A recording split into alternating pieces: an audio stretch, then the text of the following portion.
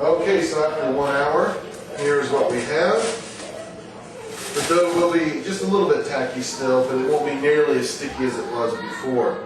We're going to dump it onto a lightly floured countertop or table. And we're going to cut it approximately in half. If you want your measurements to be perfect and you want your pizzas to be perfectly round, what you'll do is actually measure them with a scale before they do their bulk ferment stage. At this point, we're going to just kind of barely fold it over a little bit so that I can make a nice solid cut down through the middle. That looks about even. And then I'm going to turn it so that the cut part is actually facing upward. I'm going to seal that off to make sure that I don't lose too much of the gases through that. So I'm going to kind of use a little bit of flour in my hand and pat it down a bit.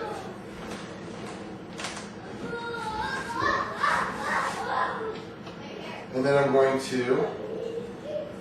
do a little stretch and fold just like that. And then you can bring your ends up to make it into essentially a circle.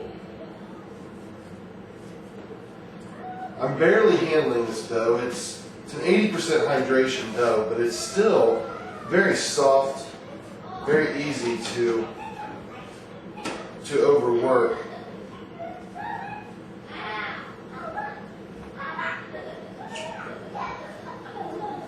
So here we have our 2 dough pieces. And I'm going to let these sit for just a minute to make sure that all the gluten is nice and relaxed before we begin working. If at any point while you're stretching out your pizza doughs, if they start to get tight or they don't respond the way you want them to, don't be afraid to just walk away from them for a couple of minutes and let their gluten relax a little bit more. Those look pretty good.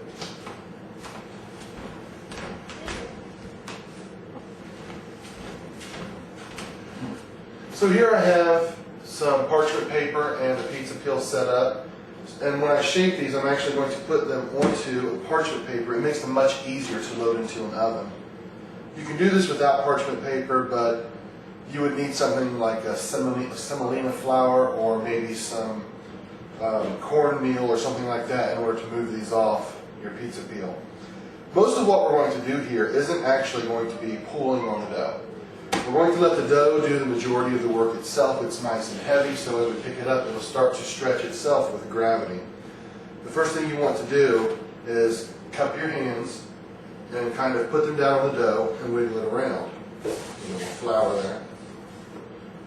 What that's going to do is start to delineate where your crust is going to be on the outside rim of your pizza. You can see here, as I do that, I'm actually building up a little bit of a crust on the outside. That part isn't going to be stretched nearly as thinly as the part in the middle here. Between that and the toppings weighing down the middle, that's how we get the crust to balloon up nicely in the oven. So at this point, we've got our crust delineated, and we're going to start just using our fingertips to push down on the middle part to kind of begin stretching it out. At that point, once we get that big hump out of the middle, it starts to kind of thin out in the center a little bit.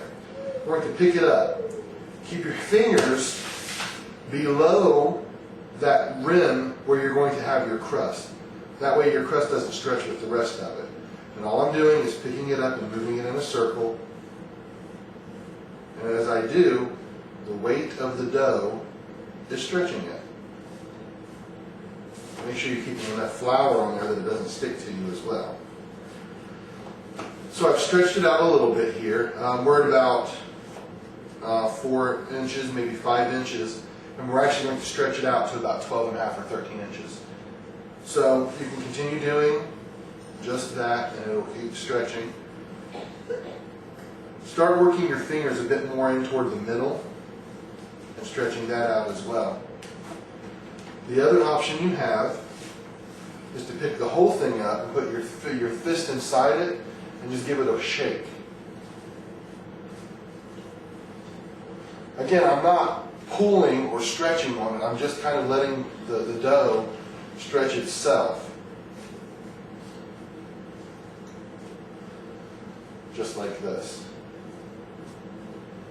Make sure that you're stretching it evenly on all sides so that you don't have one piece that's very thick and the other pieces are very thin. You want the thing to be uniform as you go along.